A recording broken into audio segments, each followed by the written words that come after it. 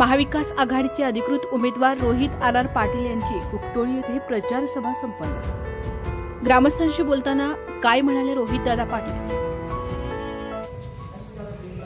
आज आपल्या गावगाड्यातल्या तरुण शेतकऱ्यांना न्याय मिळण्यासाठी या सगळ्या सिंचन योजना सुद्धा सुरळीत चालतील हा शब्द सुद्धा मी आज या ठिकाणी आपल्याला सर्वांना देतोय।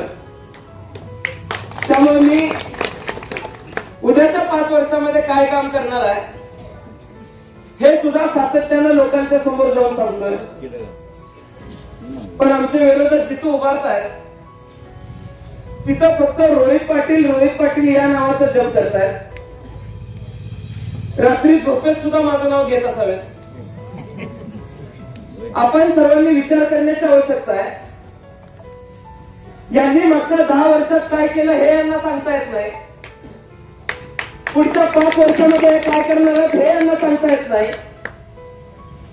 लोकसभेमध्ये काम करत असताना तासगाव कवठेमंकाळ विधानसभा मतदारसंघातच नव्हे तर अखंड सांगली जिल्ह्याचा एकही प्रश्न यांनी लोकसभेमध्ये कधी मांडला नाही।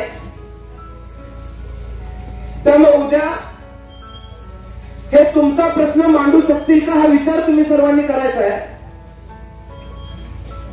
अनेक वेळेला राजकारणामध्ये अनेक संगम असे जुळून येतात।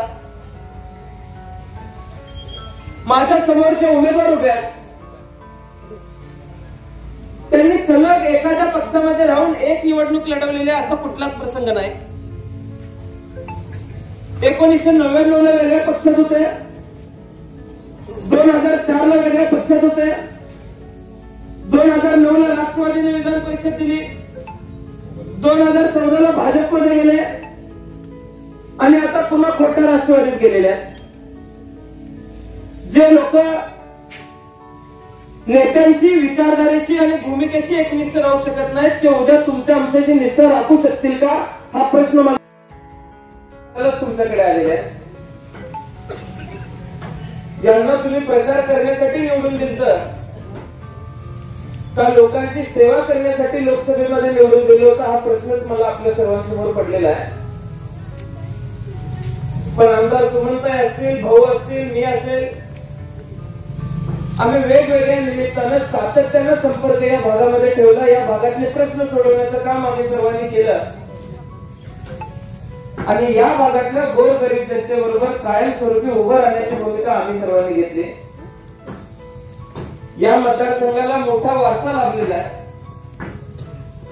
स्वर्गीय विठ्ठलराजी, स्वर्गीय शेडगे बापू तुमच्याकडे आलेले आहेत।